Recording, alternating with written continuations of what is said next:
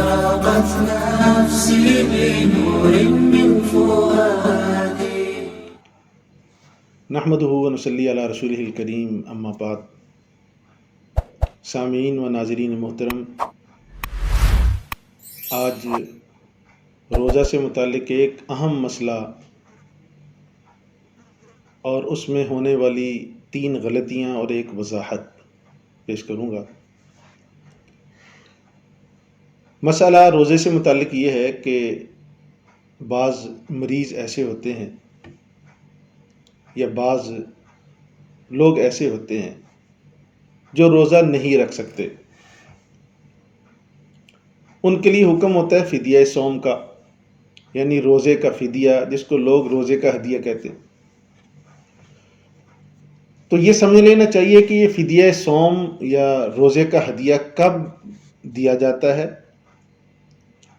تو سب سے پہلی بات اس سلسلے کی یہ ہے کہ یہ فدیہ صوم، روزے کا ہدیہ اس شخص کے لیے ہے کہ جس سے متعلق یہ ڈاکٹر فیصلہ دے دیں یا خود فیصلہ ہو کہ یہ آئندہ کبھی بھی روزہ نہیں رکھ سکتا.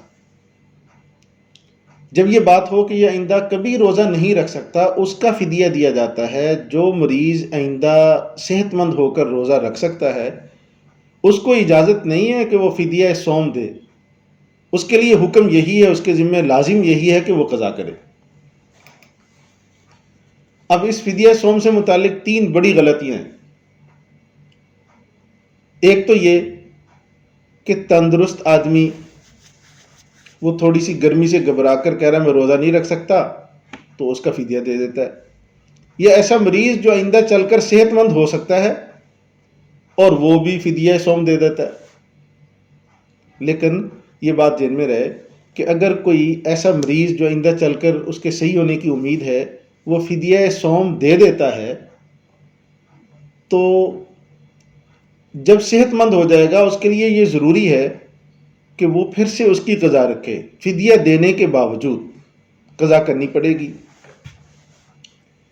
مگر فدیہ صوم ہوتا کتنا ہے؟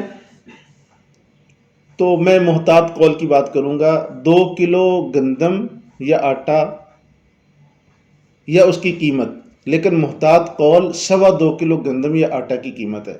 وہ ہر علاقے کے اعتبار سے مختلف ہوتی ہے، اس لیے میں اس کی قیمت تو آپ کو بتلا نہیں سکتا، لیکن آپ اپنے علاقے کے مطابق دیکھ لیجئے 2.25 کلو آٹے یا گندم کی قیمت کیا ہے. وہ اس شخص نے دینی ہوتی ہے جو آئندہ روزہ رکھنے پر قادر نہیں ہے، اسے قدرت نہیں. لیکن اس سلسلے میں 3 بڑی غلطیاں ہمارے معاشرے میں موجود ہیں. پہلی یہ کہ ہم یہ سمجھتے ہیں کہ فدیہ صوم وہ اسی وقت ہمارا ادا ہو سکتا ہے جب ہم کسی کو روزہ ہی رکھوائیں. کہہ رہے جو روزہ نہیں رکھ سکتا وہ کسی دوسرے کو روزہ رکھوائے تو اس کا فدیہ مکمل ہوگا. یاد رکھے یہ بات بالکل غلط ہے. آپ جس کو بھی روزہ رکھوائیں گے، کیا اس کے ذمے اپنا فرض روزہ لازم نہیں ہوگا؟ اس کے ذمے تو اپنا فرض روزہ ہے، وہ آپ کا روزہ کیسے رکھے گا؟ اس لیے کسی کو دوسرے کو روزہ رکھوا کر آپ کا روزے کا فدیہ مکمل نہیں ہوگا. دوسری بات یہ ہے کہ فدیہ صوم میں یہ غلطی کی جاتی ہے کہ لوگ یہ سمجھتے ہیں کہ ہم کسی کو راشن ہی دیں گے لے کر تو ہمارا فدیہ تو ادا ہوگا، روزے کا ہدیہ تو ہی مکمل ہوگا. یاد رکھو راشن لے کر دینا بھی ضروری نہیں ہے، بلکہ آپ 2.25 کلو گندم یا آٹے کی قیمت جتنی بنے کسی بھی مستحق کو دے دیں، وہ روزہ رکھے یا نہ رکھے آپ کا فدیہ ادا ہو جائے گا. اس فدیہ کی رقم سے روزہ رکھنا بھی ضروری نہیں ہے.